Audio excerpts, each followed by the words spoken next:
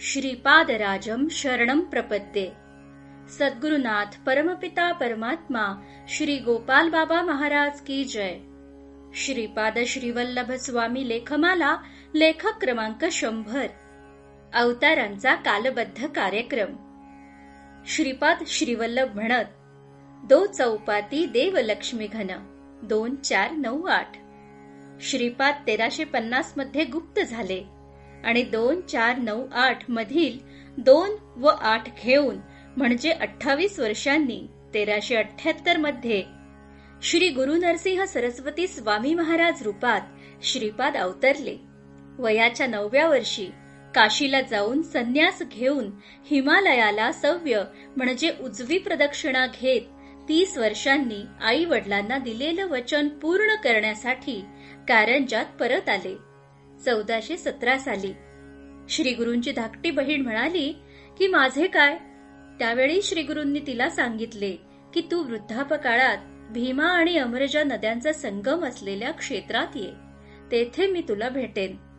इथून श्री गुरु त्र्यंबकेश्वर येथे आले व त्यांनी गोदावरी परिक्रमा सुरू केली।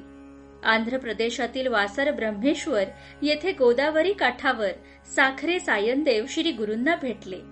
श्री गुरूंनी त्यांच्या घरी माधुकरी माध्यान्ह भिक्षा स्वीकारली। सायनदेवांनी श्री गुरूंना सेवेत घेण्याची विनंती केली असता श्री गुरु म्हणाले, पुनरूपी तुम्हा दर्शन देणे संवत्सरी पंचदशी आम्ही तुमचे ग्राम समीप वास करू हे निश्चित। कलत्रपुत्र इष्ट भ्रात तुम्ही आम्हा भेटावे। श्री गुरुचरित्र अध्याय 14। इथे खरी अवताराची कालगणना थोडी थोडी लक्षात येते। बहीण रत्नाईला श्री गुरु स्वतः तिथे पोहोचण्याच्या आधीच भीमा अमरजा संगमावर ये म्हणतात आणि सायनदेवाला तर संवत्सरी पंचदशी म्हणजे 15व्या संवत्सरात एकूण 60 संवत्सर आहेत। म्हणजे बहुधान्य नावाच्या संवत्सरात नाव न घेता स्वतःचं ठिकाण सांगतात।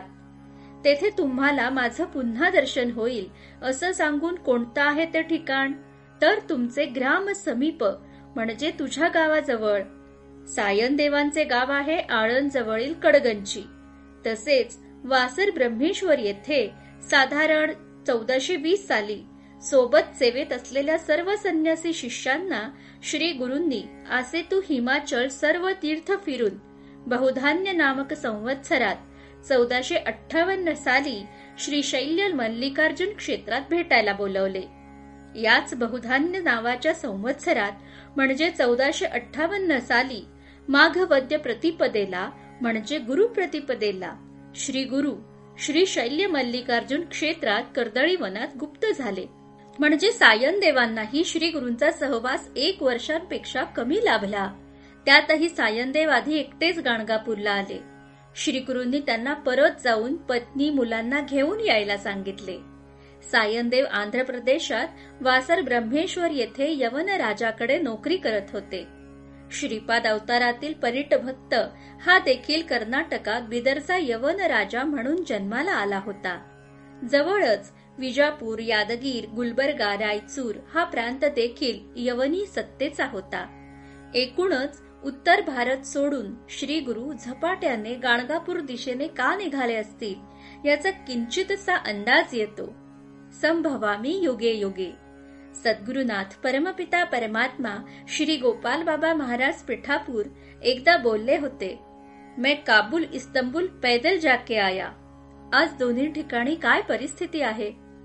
हिराचंद गोपालचंद कोठारे। दिगंबरा दिगंबरा श्रीपाद वल्लभ दिगंबरा।